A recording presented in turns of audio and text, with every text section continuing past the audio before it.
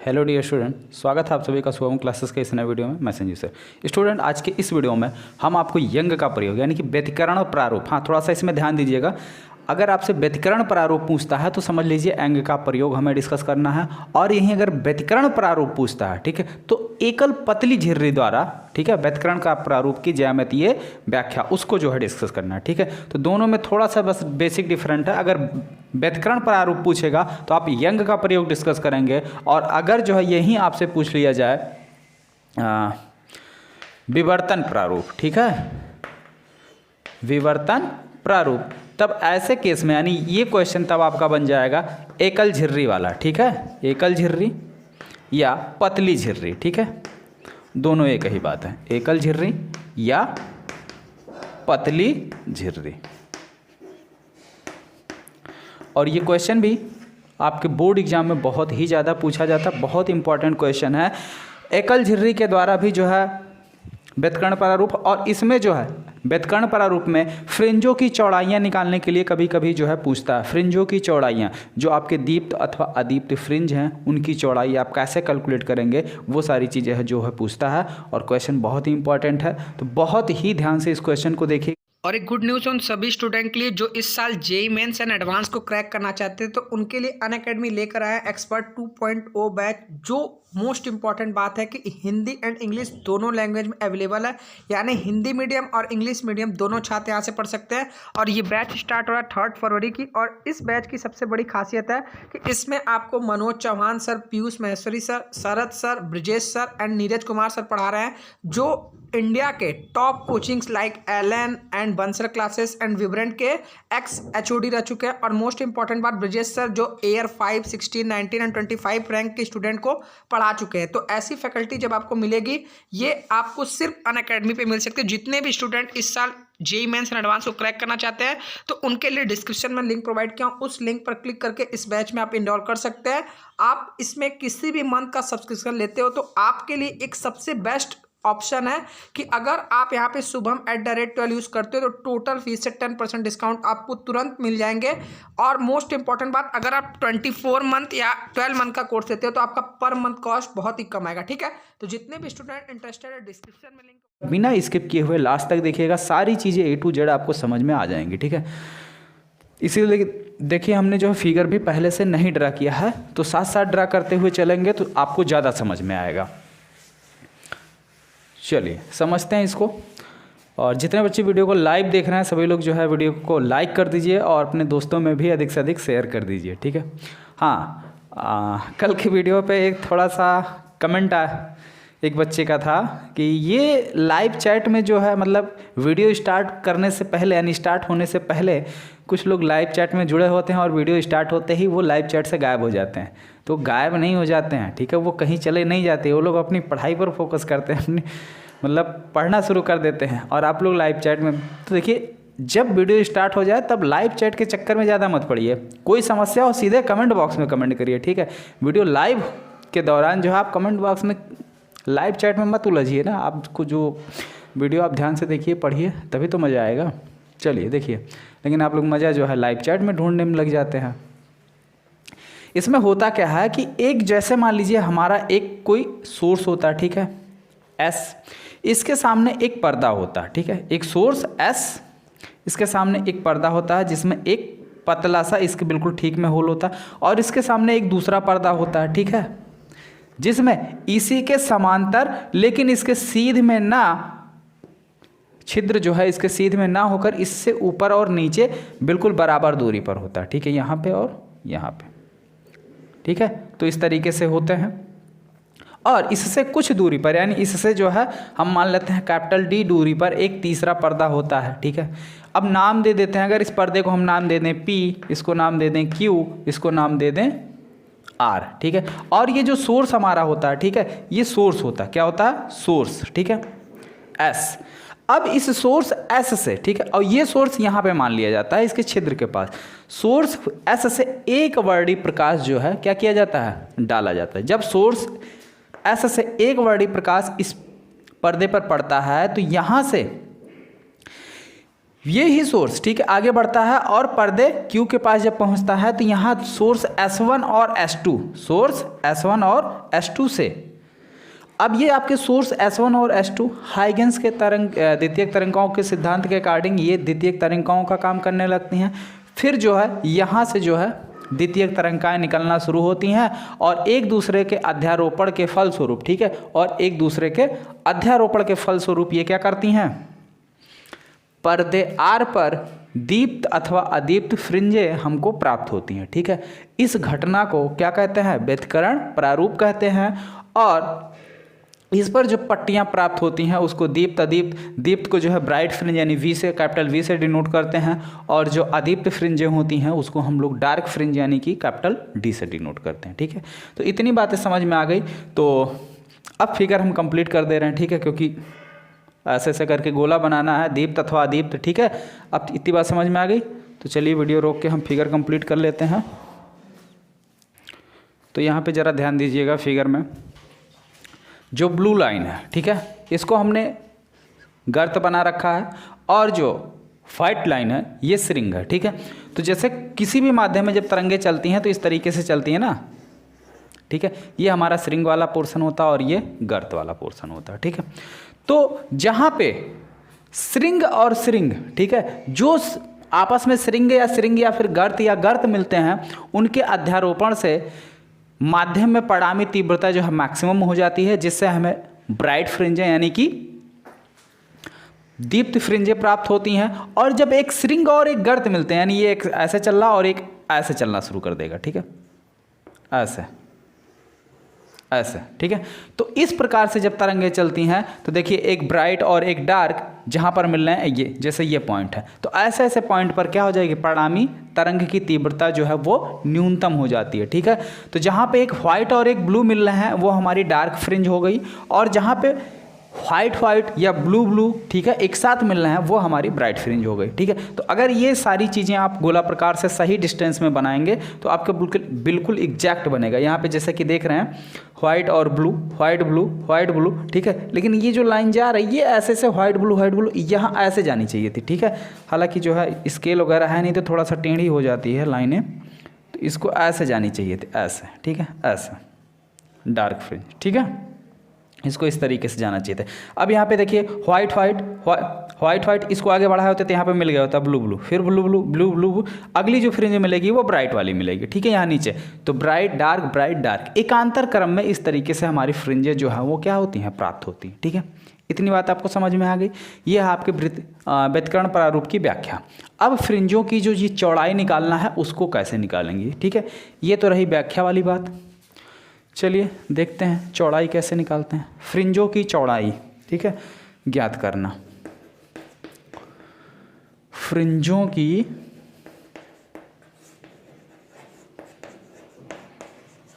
चौड़ाई ज्ञात करना, ठीक। तो फ्रिंजों की चौड़ाई कैसे ज्ञात की जाती है, जरा उसको ध्यान दीजिएगा।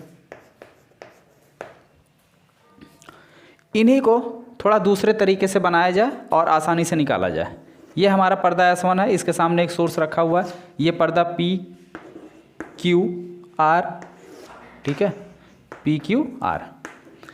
ये हमारा सोर्स S था, इसके ठीक सामने ऊपर नीचे दो सोर्स हमारे S1 और S2 थे, जो कि इसके सेंटर से जो है दूरियां सबकी बराबर है, यानी ये दूरी और ये दूरी भी आपस में क्या होगी, बराबर होगी। यानी यहाँ से जो भी द्वितीयक तरंगाएं यहाँ पर पहुँचेंगी S1 और S2 पर, तो ये समान कला में होंगी। सबसे बड़ी खास बात क्या होंगी कि ये समान कला में होंगी, ठीक है। इतनी बात समझ में आई। यहाँ पे सेंटर से हम यहाँ से ये किसी पॉइंट P पर मान लेते हैं कोई फ्रिंज हमको मिलती है, ठीक है, कोई भी पॉइंट P है जहाँ पर हमको जो है फ्रिंज प्राप्त हो रही है। इसको S2 से भी मिला दो,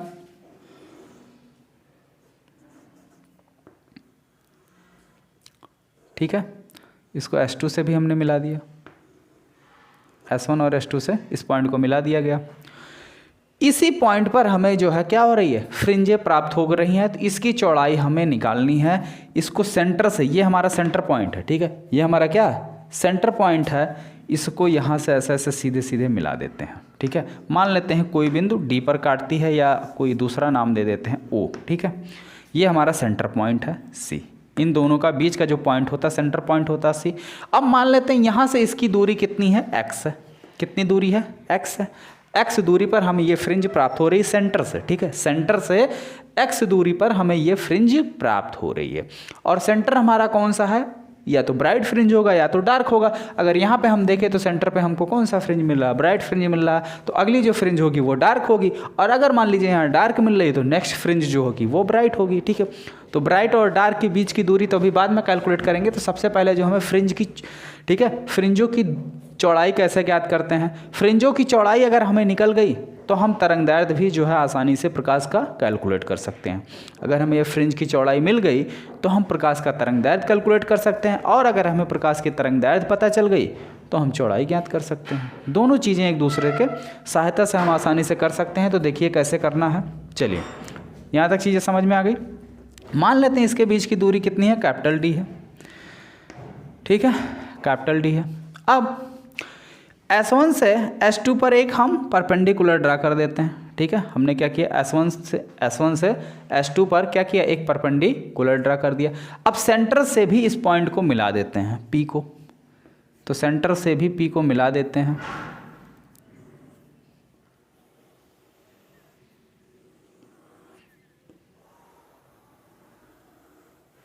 ठीक।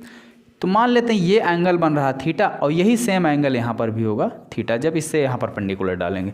तो ये मान लेते हैं पॉइंट ए, इसको हमने नाम दे दिया पॉइंट ए, ठीक है। अब यहाँ पे हम देख रहे हैं जो S1 से द्वितीयक तरंगिकाएं चल रही हैं, P तक पहुँच रही हैं, वो पहले पहुँच जा रही हैं, और जो S2 से चल रही हैं वो बाद में पहुँच रही हैं। और कितनी दूरी एक्स्ट्रा कवर करनी पड़ रही है उनको, S2 ये दूरी एक्स्ट्रा कवर करने पड़ रही है। तो यानी अगर इन दोनों के पथों में अंतर, यानी कि पथांतर निकाला जाए, पथ का मतलब होता है रास्ता, ठीक है। तो अगर इनका पथांतर निकाला जाए तो कितना आएगा, S2 ये, ठीक है।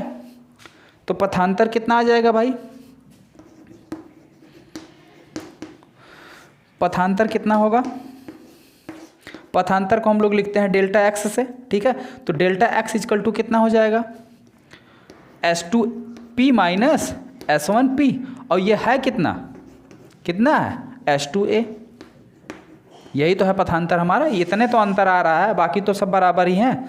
तो S2P माइनस S1P, ठीक है। इतनी बात समझ में आ गई, इसको बना लो आप समीकरण नंबर 1। अब आगे देखिए, ये व्याख्या वाला फिगर मिटा रहे हैं, ठीक है। व्याख्या तो हो गई, अब व्याख्या मिटा ही देते हैं, तो इसका कोई काम नहीं है, काम जो है जो उसी का है जो बनाया गया है। चलिए आगे देखिए, यहाँ तक बातें बिल्कुल क्लियर हैं, सबको समझ में आ रही हैं यहाँ तक चीज़ें। अगर किसी को कहीं पर कोई डाउट हो तो आप आसानी से पूछ भी सकते हैं, नहीं डाउट है तो कोई समस्या नहीं है, फिर हम आगे बढ़ते हैं। अब यहाँ पे आप ध्यान से देखिए, एक त्रिभुज आपको दिखाई दे रहा होगा S1 S2A, ये वाला त्रिभुज, ठीक है। S1 S2A त्रिभुज S1 S2A व त्रिभुज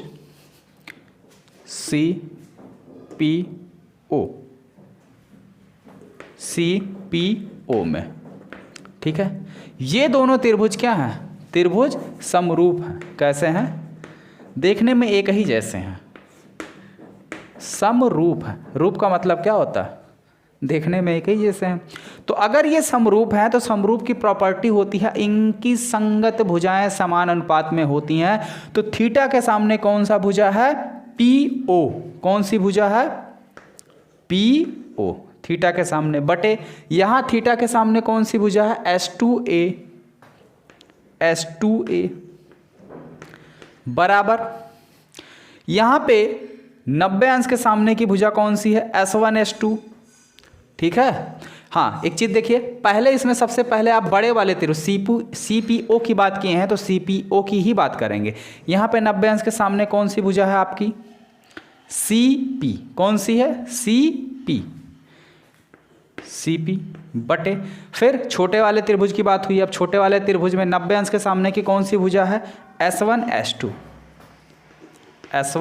S2, ठीक है। इतनी बात समझ में आ गई, कोई दिक्कत या कोई परेशानी है किसी को? जो मान आपको पता है वो मान रख लीजिए। PO का मान पता है x बटे, अब देखिए यहाँ पे थोड़ा सा ध्यान दीजिए कि जो आपका S1 S2 है, ठीक है, इसकी अपेक्षा में Cp बहुत ज़्यादा है, ठीक है। S1 S2 की अपेक्षा आपका Cp जो है डिस्टेंस में बड़ा है, तो P की जगह पे हम O रख सकते हैं, ठीक है, कोई बहुत ज़्यादा फर्क नहीं पड़ेगा। तो इसको आप लिख लीजिए CO, ठीक है। CO की तुलना में S1 S2 बहुत छोटा है, ठीक है। हाँ,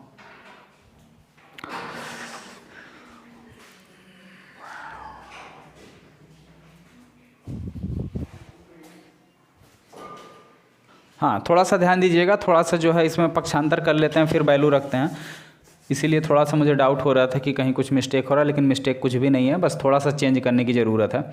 हाँ, इधर देखिए S1 S2 यहाँ पे नीचे क्या है, गुणे में है, इस साइड भाग में है ना, इस साइड आएगा गुणे में हो जाएगा, यानी ऊपर चला जाएगा।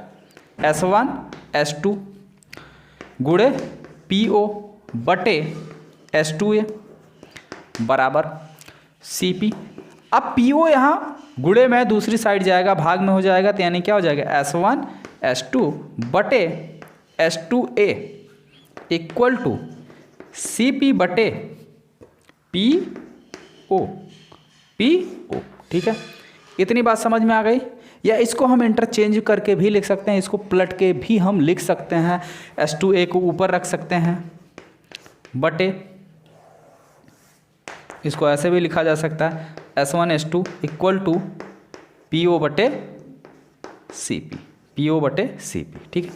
ये आपका हो गया समीकरण नंबर 2। यहाँ तक चीज़ें क्लियर हैं, हमने कुछ नहीं किया है यहाँ तक। अगर आपका क्लियर है तो उसके बाद हमने 2 त्रिभुज बताया आपको, S1 S2A और CPO, ये दोनों देखने में एक जैसे हैं, यानी कि बिल्कुल समरूप है। कैसे समरूप हो गए, ये कोण थीटा, ये कोण थीटा, ये कोण 90, ये कोण 90। तो किसी भी 2 त्रिभुज के अगर 2 कोण आपस में बराबर हो गए तो तीसरा तो बिना पूछे अपने आप बराबर हो जाएगा।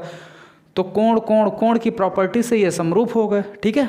और जब समरूप हो गए तो संगत भुजाएं समान अनुपात में होती हैं। ये फार्मूला हमने अप्लाई कर दिया, इसको इंटरचेंज कर दिया आपस में, ठीक है। आगे देखिए, या आप डायरेक्टली यही चीज़ भी लिख सकते हैं, जो हम आपको इतनी डिस्टेंस यानी इतनी दूरी कवर करवाएं, ये सब छोड़ के आप डायरेक्ट यही भी लिख सकते हैं। तो ऊपर मिटा दे रहे हैं, कोई दिक्कत नहीं है, ठीक है। तो आप डायरेक्ट यहाँ ये भी लिख सकते हैं, समीकरण नंबर 3, ठीक। संगत भुजाएं समानुपात में होती हैं। अब देखिए S1 S2 और इसके सामने कौन है, CP। तो S1 S2 की अपेक्षा CP, ठीक है, बहुत बड़ा है। CP व CO दोनों बहुत बड़े हैं, दोनों बहुत बड़े हैं। अतः हम CP की जगह CO लिख सकते हैं, CO लिख सकते हैं, ठीक है। इतनी बात समझ में आ गई।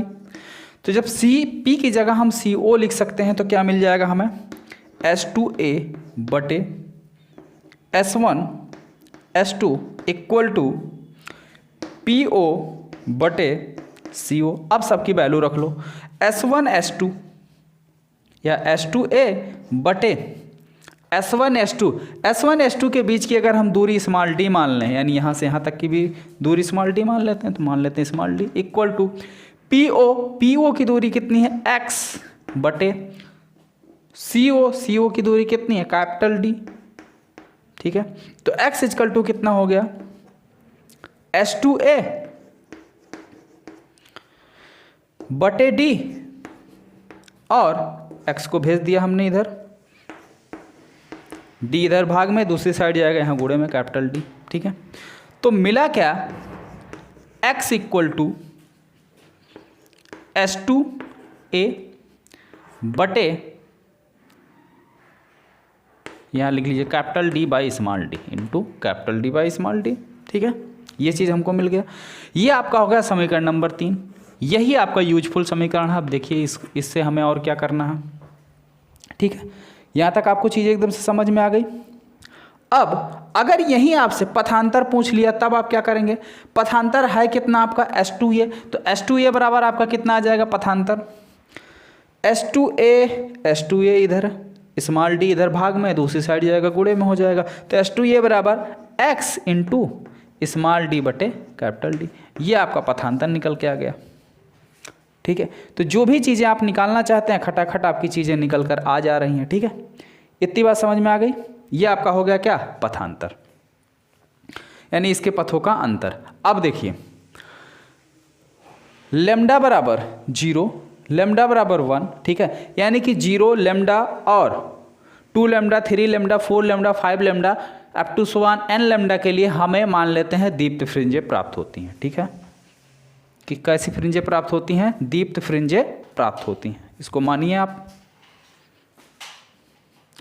ये मेन है, ठीक है, इसको आप नोट करिए, बाकी आगे देखिए।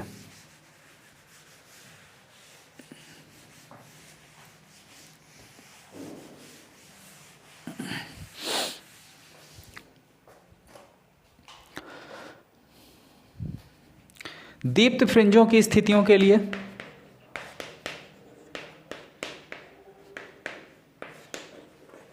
दीप्त फ्रिंजों की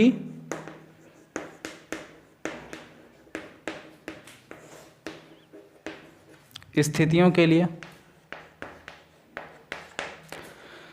आपका पथांतर कितना हो जाएगा?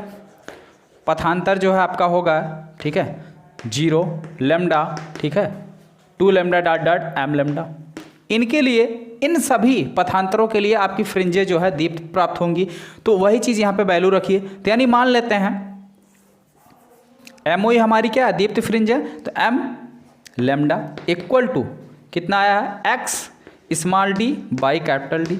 तो यहाँ से m बराबर 0, 1, 2 up to 1 dot dot n के लिए कोई भी वैल्यू आप रखेंगे सभी के लिए हमें दीप्त फ्रिंजें प्राप्त होंगी। ठीक है, ऐसा जो है एंग ने बताया था। आगे देखिए, यहाँ से आपकी x की वैल्यू क्या निकली? x है क्या? सेंटर से फ्रिंज की दूरी, सेंटर से जो हमारी फ्रिंज प्राप्त हो रही है उसकी दूरी। तो यहाँ से x इक्वल टू कितना हो जाएगा? x equal to m into ये d भाग में उधर जाएगा गुणे में d बटे स्मॉल d बटे स्मॉल d इंटू लेमडा। ठीक है, तो x इक्वल टू क्या मिल गया? m d by small d into lambda. ठीक है, ये समीकरण नंबर नेक्स्ट है 1, 2, 3 जो भी है 4 बनेगा ना, समीकरण नंबर 4। ठीक, यहाँ से देख लीजिए, अगर m बराबर 0 रखते हैं तो सेंटर पे हमें दीप्त फ्रिंज प्राप्त हो रही है, जैसा कि प्रारूप में हमने एक्सप्लेन दिखाया भी था। सेंटर पे ब्राइट यानी कि दीप्त फ्रिंज मिल रही है। समीकरण 4 में m इक्वल टू 0 रखने पर, ठीक है, केंद्र पर यानी कि सेंटर पर, केंद्र पर दीप्त फ्रिंज प्राप्त होती है। दीप्त केंद्र पर पहली दीप्त फ्रिंज, ठीक है, केंद्र पर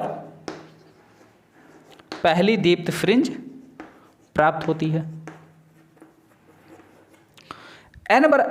m बराबर 2 रखेंगे तो दूसरी दीप्त, m बराबर 1 रखेंगे तो सेंटर के बाद अगली। ठीक है, अगर आप m बराबर, ठीक है, यहाँ पे m बराबर m रखते हैं या m बराबर n रखते हैं तो nवीं दीप्त फ्रिंज होगी। ठीक है, समीकरण नंबर 4 में n बराबर क्या लिखा? m ना, सॉरी, हाँ, m बराबर n रखने पर nवीं दीप्त फ्रिंज प्राप्त होती है। समीकरण 4 में 4 से m इक्वल टू n रखने पर nवीं दीप्त फ्रिंज प्राप्त होती है। दीप्त फ्रिंज प्राप्त होती है। ठीक है, क्लियर? तो xn इक्वल टू कितना रखा गया? m बराबर n, तो n इस capital D by small d into lambda. समीकरण नंबर जो भी बनाना हो 5 बन गया। अगली दीप्त फ्रिंज कौन सी होगी? ठीक है, नेक्स्ट इसके जस्ट बाद वाली नेक्स्ट दीप्त फ्रिंज कौन सी हो जाएगी, xn+1 वाली, n+1 capital D by small d into lambda, समीकरण नंबर 2 5 और ये हो गया 6। ठीक है, तो दीप्त फ्रिंजों की दूरी कितनी हो गई या दीप्त फ्रिंजों की चौड़ाई कितनी हो गई। दो कर्मागत दीप्त फ्रिंज की अगर हम दूरी निकाल लें तो उनकी चौड़ाई भी निकल गई, और दो कर्मागत दीप्त फ्रिंज ये रहे आपके nवीं और n+1वीं। ठीक है, तो दीप्त फ्रिंज की चौड़ाई कितनी हो गई, दीप्त फ्रिंज की चौड़ाई कितनी हो जाएगी, तो दीप्त फ्रिंज की जो चौड़ाई होगी वो क्या हो जाएगा, xn+1 माइनस xn, वैल्यू रख लो, n+1 capital D by small d lambda minus n capital D by small d into lambda. तो आएगा कितना, capital D by small d into lambda. ठीक है, ये आपकी वैल्यू आई सॉल्व करने पर। ठीक है, ये दो कर्मागत दीप्त फ्रिंजों की चौड़ाई है और इसको हम लिखते हैं कैपिटल W से। ठीक है, तो दो कर्मागत दीप्त फ्रिंजों की चौड़ाई ये निकल के आ गई। ठीक है, इसी तरीके से हमें निकालना है दो कर्मागत अदीप्त फ्रिंजों की चौड़ाई। उसको कैसे निकालेंगे वो भी देख लीजिए। उसके लिए कुछ नहीं करना है, जहां आपने पथांतर को 0 लेमडा 2 लेमडा 3 लेमडा लिया था वहीं पे आपका पथांतर जो है बदल जाएगा। पथांतर अब आप लेंगे लेमडा बाई 2, 3 लेमडा बाई 2, ठीक है, 5 लेमडा बाई 2, 7 लेमडा बाई 2। ठीक है, इन सभी तरंग दैर्ध्यों के लिए हमें क्या हो जाएगी, अदीप्त फ्रिंज प्राप्त होगी। ठीक है, अदीप्त फ्रिंज। हाँ, एक चीज़ और बता देते हैं भाई, आप लोग कंफ्यूज मत होइए कि ये कैसे पता चला लेमडा बराबर मतलब 0, लेमडा बराबर 0 तरंग दैर्ध्य के लिए दीप्त मिलेगी, लेमडा बराबर, ठीक है, लेमडा के लिए दीप्त मिलेगी, 2 लेमडा के लिए दीप्त मिलेगी, 3 लेमडा के लिए दीप्त मिलेगी, और lambda by 2, 3 lambda by 2, 5 lambda by 2, 7 lambda by 2, इन सब के लिए अदीप्त कैसे मिलेगी वो भी यहाँ से देखिए। इस तरीके से जो है तरंगे चलती हैं। दूसरी तरंग मान लीजिए यहाँ से स्टार्ट हो रही है। ठीक है, दूसरी तरंग मान लीजिए यहाँ से स्टार्ट हो रही है। अब देखिए भाई, हमने आपको एक चीज़ पहले भी कहा था कि जहाँ पर, या इसी में मत लिपापोती करिए, इसको अलग से बना लीजिए, चीज़ें ज़्यादा समझ में आएंगी।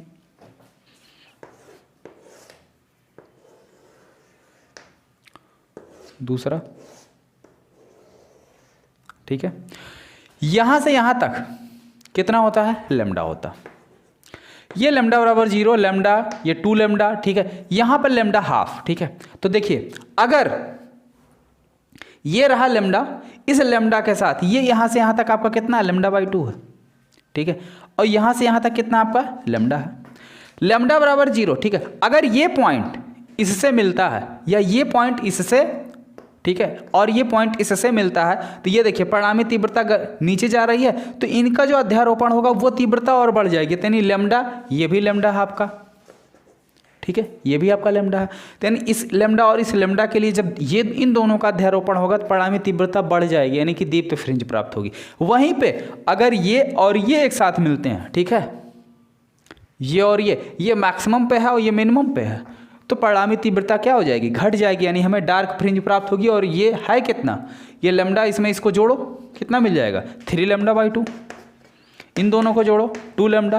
तो जितने भी इवन नंबर आएंगे उन सब के लिए, जितने भी इवन नंबर होंगे, ठीक है, या इवन छोड़िए, जितने भी पूर्ण संख्या आएगी, यानी कि लेमडा की जितनी भी पूर्ण वैल्यू आएगी, पूरी वैल्यू आएगी, उन सब के लिए आपकी दीप्त फ्रिंजें प्राप्त होंगी। ठीक है, और जितने भी अपूर्ण संख्या यानी बटे वाली हैं उन सब के लिए अदीप्त। ये चीज़ याद रखना। ठीक है, दीप्त कब मिलेगी, 0 lambda 2 lambda 3 lambda 4 lambda 5 lambda, इन सब के लिए दीप्त मिलेगी। और यहीं पे अगर संख्या हमारी आधी, ठीक है, जैसे आधा, 1.5, 2.5, 3.5, 4.5, नहीं 4.5 नहीं, हाँ 4.5 भी चलेगा। ठीक है, तो इन सब के लिए क्या हो जाएगी, हमको अदीप्त फ्रिंजें प्राप्त होने लगेंगी। ठीक है, तो चलिए अदीप्त फ्रिंजों की चौड़ाई भी हम निकालते हैं।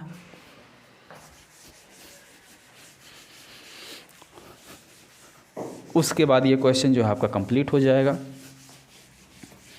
और इसके बाद इसमें आपका बच रहा विवर्तन प्रारूप की व्याख्या। ठीक है, विवर्तन के लिए नीचे हम डिस्क्रिप्शन बॉक्स में लिंक दे देंगे, आप लोग वहाँ से उसको देख लीजिएगा। चलिए, अदीप्त फ्रिंज के लिए पथांतर आपका कितना होगा, कितना हो जाएगा, λ/2, 3 λ/2। ठीक है, इस तरीके से अगर आपकी वैल्यू चलेगी 3 λ/2, 5 λ/2, 7 λ/2 अप टू 1, जितने भी वैल्यू आएगी इन सब के लिए क्या हो जाएगी, 8 नंबर। ठीक है, ये सारे के सारे क्या है, 8 नंबर, यानी कि 2m + 1 λ, 2m λ/2। ठीक है, इन सब के लिए क्या हो जाएगी, हमको अदीप्त फ्रिंजें मिलेंगी। और है कितनी वैल्यू भाई, x बराबर कितनी वैल्यू निकल के आई थी हमारी, पथांतर कितना निकल के आया था,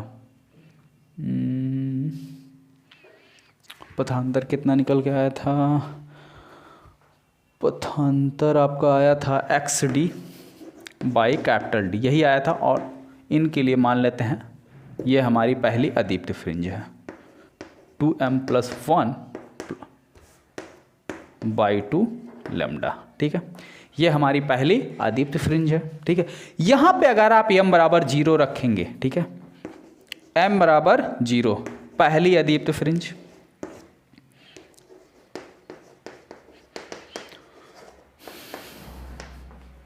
m बराबर आप 1 रखोगे तो दूसरी अदीप्त फ्रिंज, m बराबर 3 रखोगे तीसरी अदीप्त फ्रिंज। हम m बराबर n रख दे रहे हैं तो nवीं। ठीक है, m बराबर n रखने पर nवीं अदीप्त फ्रिंज प्राप्त होती है। अब हमें निकालना क्या है, इसकी चौड़ाई। तो अदीप्त फ्रिंज की चौड़ाई कितनी हो जाएगी, दो क्रमागत अदीप्त फ्रिंजों की चौड़ाई। तो चौड़ाई सीधे लिख देते हैं हम शॉर्ट फॉर्म में, W = m बराबर n रख रहे हैं तो पहले nवीं वाली ना, तो यानी कि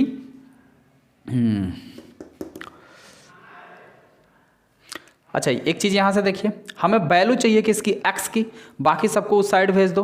तो x = यहाँ से कितना मिल जाएगा हमको, x = 2m + 1 λ/2 और इधर D/d। ठीक है, तो कितनी मिल गई हमको, 2n + 1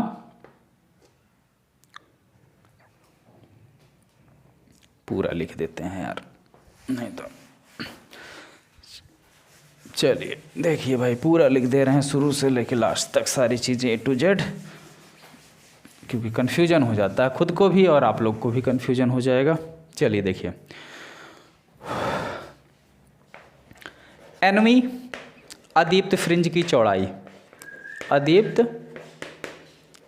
फ्रिंज की चौड़ाई, तो nवीं अदीप्त फ्रिंज की चौड़ाई ये रही, m की जगह आप n रख लो, तो ये xn =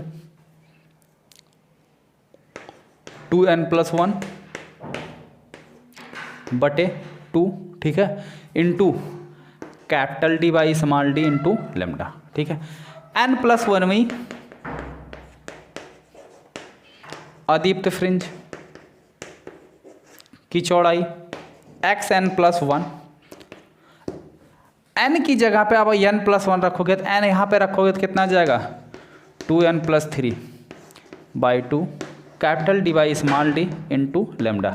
कैसे 3 आया वो भी चेक कर लो भाई, 2 है n की जगह n + 1 और +1 है तो 2n + 2 हो जाएगा और +1, तो 2n + 3, इतना तो बेसिक कैलकुलेशन है। ठीक है, इनके बीच की चौड़ाई निकालना है, चौड़ाई W = क्या हो जाएगा, xn + 1 - xn।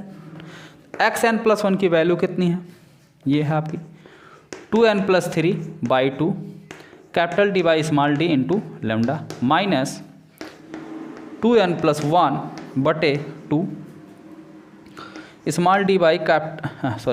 D/d into λ। तो D/d और 1/2 कॉमन है तो इसको कॉमन ले लो, तो कितना कॉमन है, capital D by small D into lambda, ठीक है, और बटे में 2 भी कॉमन है, तो यहाँ बचा कितना 2n+3, यहाँ -2n-1, ठीक है, 2n-1। सॉल्व करके देखो आया कितना, कैपिटल डी इंटू लेमडा बटे 2 इंटू कितना स्मॉल डी, अंदर कितना बचा, इससे ये कैंसिल, 3 में से 1 गया 2, इस 2 से ये 2 कैंसिल, आया कितना capital D by small D, sorry capital D by small D into lambda, ठीक है। और यही चौड़ाई आपकी कितनी थी, दीप्त फ्रिंज के भी थी, और दोनों फ्रिंजों की चौड़ाइयाँ देखिए, दीप्त और अदीप्त दोनों फ्रिंजों की चौड़ाइयाँ जो है आपकी बिल्कुल बराबर आई हैं, ठीक है। तो इससे जो है आप ये भी पता कर सकते हैं कि जो चौड़ाई निकल के आई है वो सही है या गलत। अगर दीप्त और अदीप्त दोनों बराबर आई तो मतलब सही है, ठीक है। और कितनी आनी चाहिए, capital D by small D into lambda, जहाँ पे लेमडा क्या है, एक वर्णी प्रकाश का तरंग दैर्घ्य। अब जो भी वर्ण मान लो लाल हम डाल रहे हैं तो उसका तरंग दैर्घ्य हमको पता होना चाहिए, तब हम चौड़ाई निकाल पाएंगे। पीला या नीला जो कोई भी प्रकाश आप जो है सोर्स से डाल रहे हैं उसकी तरंग दैर्घ्य हमें पता होनी चाहिए, ठीक है। तो ये चीज़ें समझ में आ गई स्टूडेंट। हाँ, इसके बाद जो नेक्स्ट क्वेश्चन इसी में जुड़ा हुआ है, एकल झिर्री द्वारा प्रकाश के विवर्तन के प्रारूप की व्याख्या कीजिए।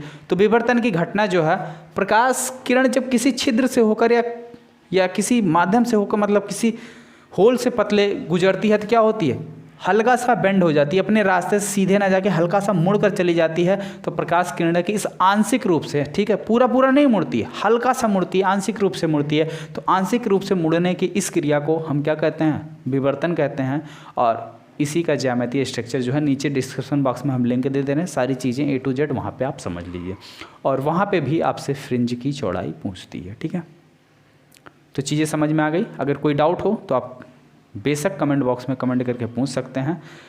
हालांकि कमेंट बॉक्स में इस समय जो आप लोगों के डाउट नहीं आ रहे हैं तो इसका मतलब है चीज़ें आपको A to Z समझ में आ रही हैं। हाँ, वैसे भी समझ में क्यों नहीं आएंगी, क्योंकि ये सारी चीज़ें इतनी बार डिस्कस की जा चुकी हैं, हमें तो याद ही हो गया है डिस्कस करते करते, एक एक लाइन आप लोग को भी याद हो गया होगा, ठीक है। आप लोगों को एग्ज़ाम देना है इसलिए आपको और बेहतर याद होना चाहिए, हमें तो एग्ज़ाम देना नहीं है, ठीक है। चलिए फिर मिलते हैं फिर नेक्स्ट वीडियो में। Okay, thank you.